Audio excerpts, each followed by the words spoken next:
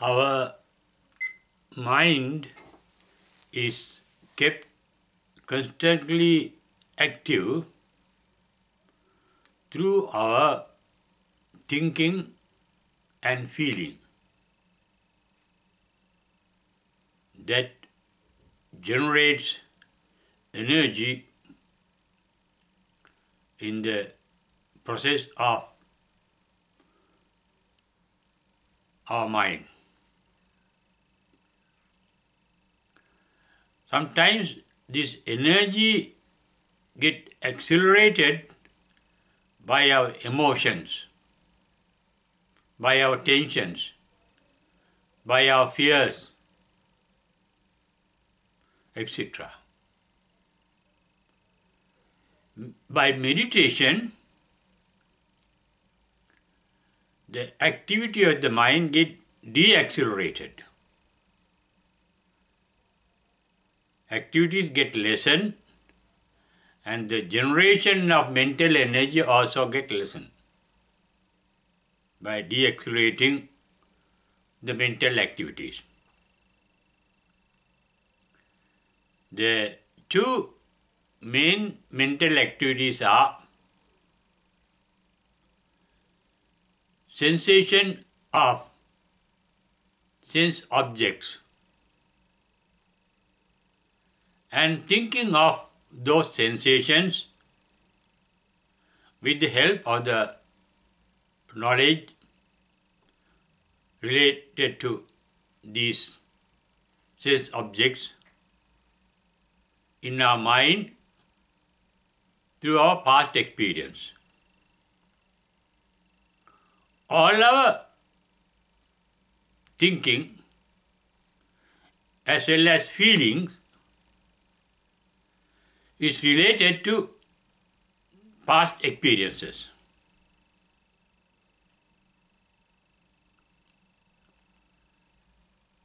In fact, with every new experience, our mind gets related to the past experiences relative to those new experiences through the memories stored up in our brain. And we start thinking about our new sensations with the help of past experiences with some motive. All our motives are related to the future, to the moment hereafter is future. Therefore, in feeling and thinking, our mind is constantly moving into the past, that is dead, and into the future, that is unborn. By that, the mind becomes ignorant of the reality of the present moment. Buddhist meditation is facing the reality. By facing the reality as it is, but not thinking of what we experience,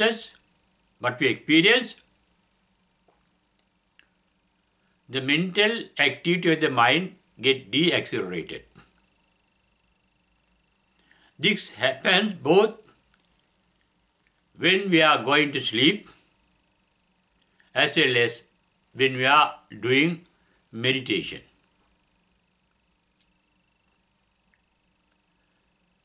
Through scientific instruments, the deacceleration of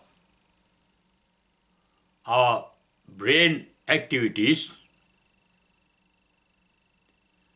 when we are meditating and when we are sleeping is recorded, and scientists have found out that both on our way to a deep sleep and also on our way to a deep trance, the radiations from the brain, the energy of the brain radiated from the brain get diminished gradually. Those brain waves, they are called thought waves also. They are measured by the units called hertz because these waves are electromagnetic. They have found out, the scientists, that in our normal day-to-day work, radiations from the brain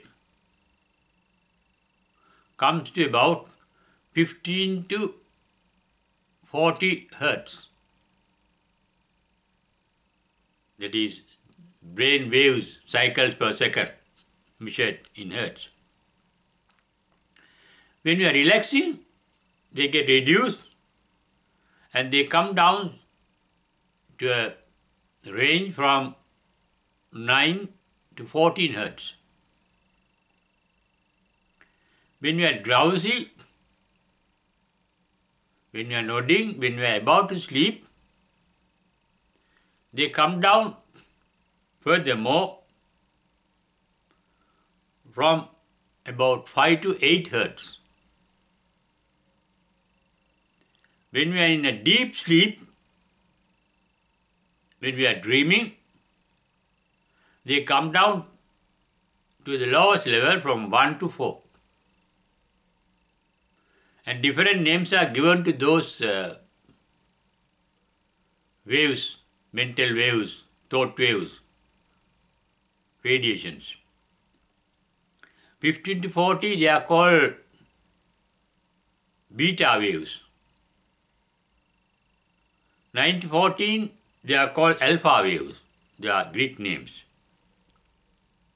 5 to 8, they are called theta waves. 1 to 4, they are called delta waves.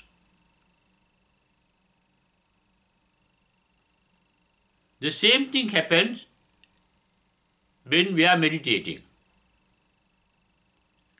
The radiation from the mind becomes gradually diminished. When the activities of the mind get deaccelerated or reduced, the mind becomes tranquil, calmed down, and also silent, free from vibrations, free from mental activities. The two main forms of mental activities are knowing the signals given by sense organs when these sense organs are in touch with respective sense objects that stimulate the sense organs. The stimulation of sense organ leads to the sense organ sending a signal to the mind.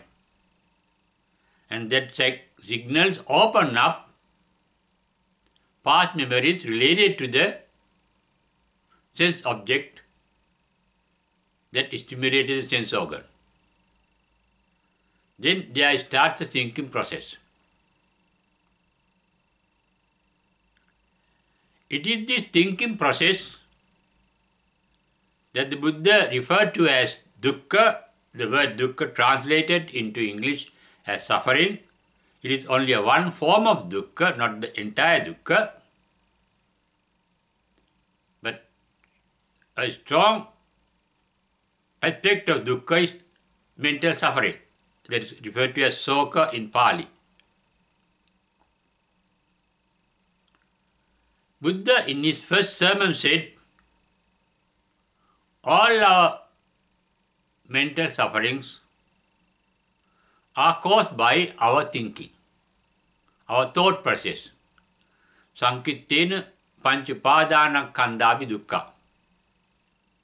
Panchupadana khandha are 5 steps in the formation of a thought. Therefore, when they are together, form a thought. According to Buddha, suffering is nothing other than the formation of thoughts. That means the thinking process. Enlightenment means the ceasing of the thinking process. Our thinking, we normally experience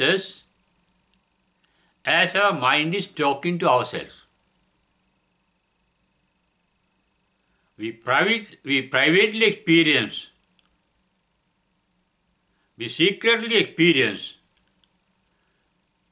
the mind talking to ourselves silently through thinking. Therefore, the cessation of thinking at the enlightenment is the main outcome of enlightenment. And Buddha said, Panchapadana khandhapi dukkha. Dukkha means the thought formation. Therefore, dukkha nirodha should be ceasing of thought formation, termination of thought formation. Every thought is a form of vibration. Vibration is a movement causing some sound also. We experience that sound as if our mind is talking to ourselves, as I said earlier, because we think in terms of words. Using words. Words is the past knowledge. Words means all our past experiences are recorded in our brains in terms of words. And without past experience we can think, and we think in terms of words, with words. Now for example, when we hear somebody's voice, or we think that it is mother, father, husband, wife, daughter, son, etc. Or that is a bird, that is a cock, and etc. That is a lark, etc. We recognize these sounds through our past experiences, and we have recorded them in units of words. Therefore, Vachi Sankara is the opening up of those memories in word forms. Sankara means formation.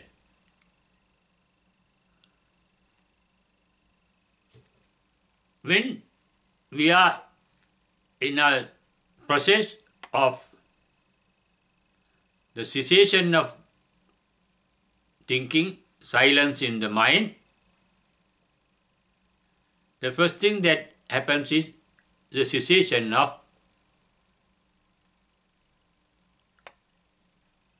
sound making, speaking by the mind to ourselves. This happens at the end of the first trance itself. In the first trance there is vitakka vichara. Our sense organs comes in touch with sensory objects, that is called vitakka. And vichara means the mind continues the touch with the sensation. That means a thought process, ideas coming. Therefore, the basic activity that one experiences in the first trance is vitakka vichara. Knowing knowing sense objects, and keeping our awareness, keeping our knowing of it for some time, that is called vichara. But in the first trance, it is said, it is free from the mental attraction, repulsion and ignorance. Ignorance, the mind is alert, the mind is aware of sense stimulation, and that alertness, that sense awareness is called vita mohi, free from ignorance. Normally, our mind becomes ignorant of many sensations. We may hear things, we may see things, but we don't become aware of it very often. Because the mind is so disturbed. In the first trance, the mind becomes aware of sensation, but does not think. Think in terms of attraction and repulsion, attachment and resentment, liking or disliking. Then the mind becomes gradually cooled down. Less vibration, less sound making, less speech, less talking.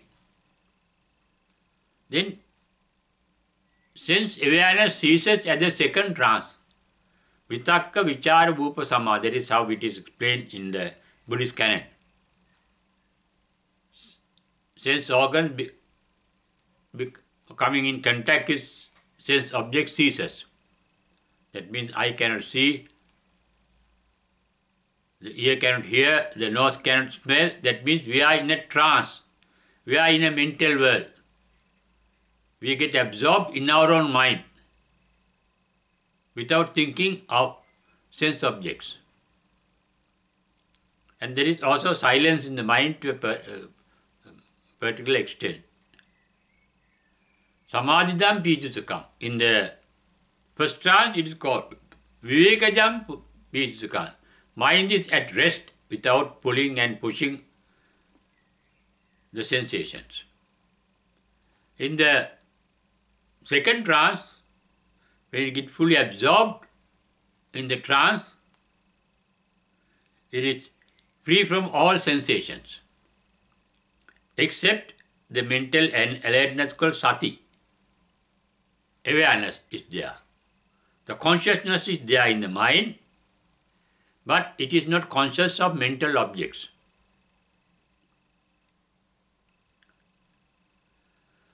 Consciousness ceases at the enlightenment.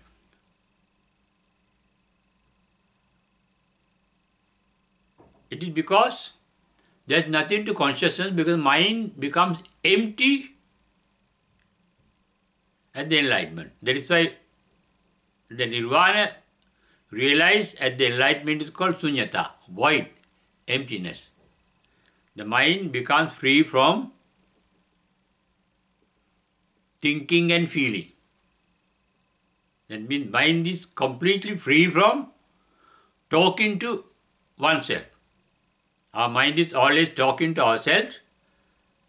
That means a series of words, a series of ideas, a series of thoughts passing through the mind create that sound of inner voice.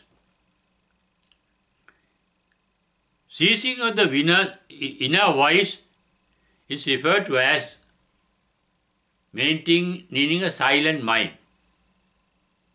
There is a term often used by Krishnamurti.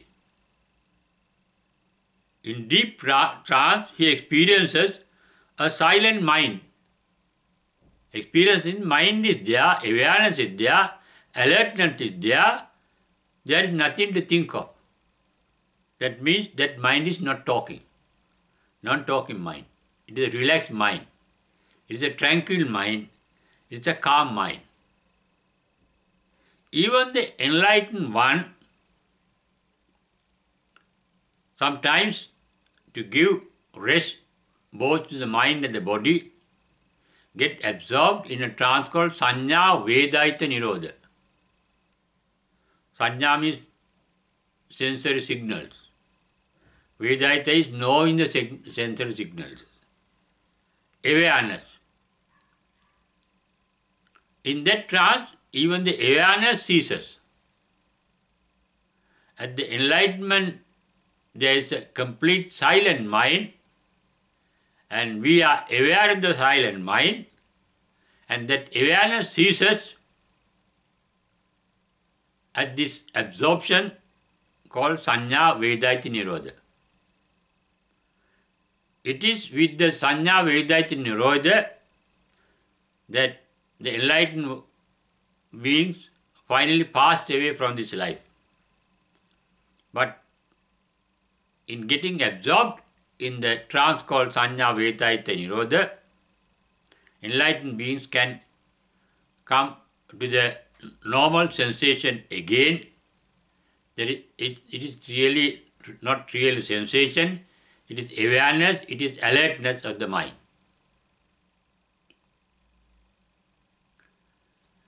That is the shortcut shown by the Buddha in the Bahya Sutta to a ascetic called Bahya to get enlightened.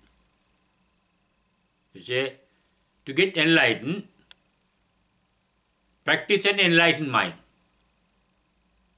Enlightened mind is aware of sensation, but no feeling with regard to the sensations, no thought formation with regard to sensation, no inner talking regarding the inner sensation, just awareness. We think of things when you like something, dislike something, or become ignorant of its reality. Enlightenment means freedom from liking, disliking, and ignorance. Liking means getting attached to something, and that is called raga. Disliking means resenting something, and it is called dosa in Pali. And non-awareness of reality is called moha in Pali. So, it is ignorance. Enlightened mind is free from ignorance, means it is alert, and that activity called the awareness of sensation is called Sanya Vedaita. Sensation is there but no feeling. In our case, Sanya, we have the stimulation of sense organs called Rupa, then it is followed by Vedana, feeling, and the feeling followed by the sense organ sending a signal to the situation of the senses into the mind, and there is a Sanya sending signal, and the mind starts thinking, and it goes Sankara, and by thinking, mind creates a force, a power, an energy for the continuation of our life, not only here, but hereafter, after our death. And the preservation of the energy created by every thought in our stream of consciousness is called Vijnana. Therefore, as I mentioned in the first discourse of Buddha, he referred to dukkha as panchupadana-khandha, suffering as thought formation. And upadana-khandha are rupa, vedana, sanya, sankara, vijnana. And every thought creates a karmic force for our rebirth. Enlightened ones, they do not think. Their mind is, that means they are not thinking, means not talking inwardly. That mind is silent, calm, quiet, tranquil, and blissful.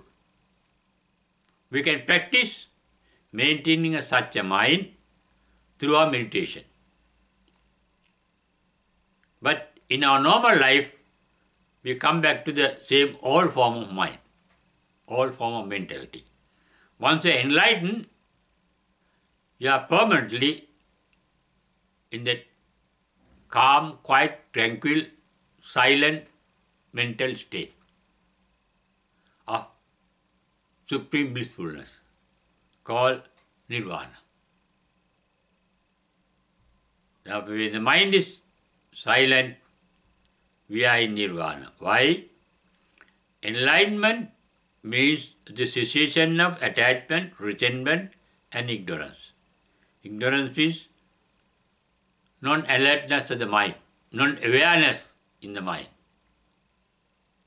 Enlightened mind, there is awareness, but it does not get attached to what it becomes aware, nor does it resent anything that it becomes aware, because that mind is capable of seeing things as they are.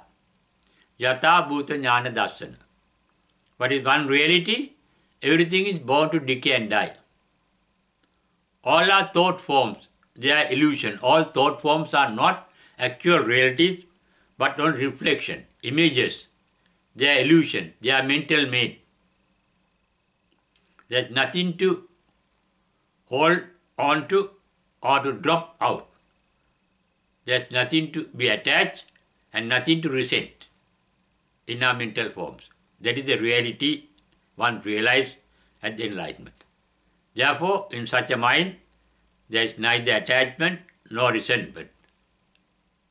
And also, no ignorance of the reality of things as they are. Yatha bhuta jnana darsana means seeing the reality as it is. Darsanena sampanno means seeing things. Darsana means it is a scientific outlook, unprejudiced, free from prejudices. In Karnamitra is referred to as dittincha anupagamma silava, not guided by prejudices, previous thoughts, previous memories, past knowledge. But there is awareness, pure awareness, undefiled by past experiences. All our experiences in a normal unenlightened state get defiled by our past experiences. The defiled means no past experience retained as knowledge or memory in our brain cells cannot be perfect.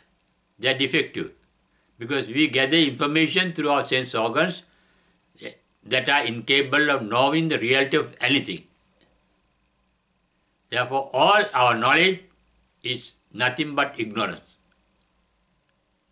And with from that ignorance, the enlightened one are free. That is why they call dittincha anupagamma silava darsaniya sampanno. Not guided by the defective past knowledge, they see things as they are. That is called yatha bhuta jnana darsana.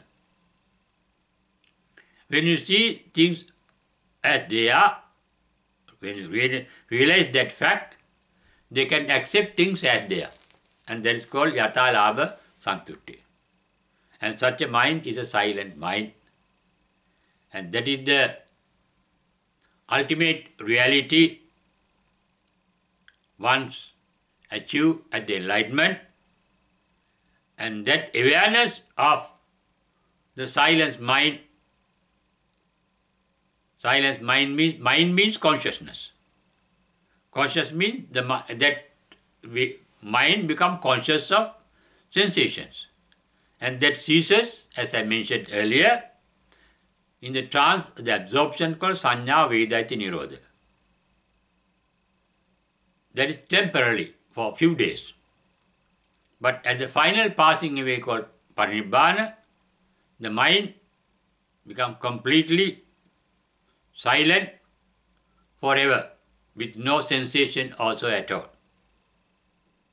Non-talking mind, but the mind that is aware after enlightenment also comes to an end at the final passing away, and that is supposed to be the ultimate bliss, where both the mind and the body comes to an end. Extinction of the birth process. After enlightenment, one passes away, and thereafter there is no more rebirth. No more formation of a body and a mind. And that is supposed to be the final and ultimate bliss one can realize after enlightenment. We all have the capacity for that experiences, but when that experiences come in, there is no person, there is no individual to experience it. The individuality called Atta, the self, has got dissolved. There is no more self. That is why Reverend Buddha Ghosa said, Atti Nibbhuti no Nibbhuto.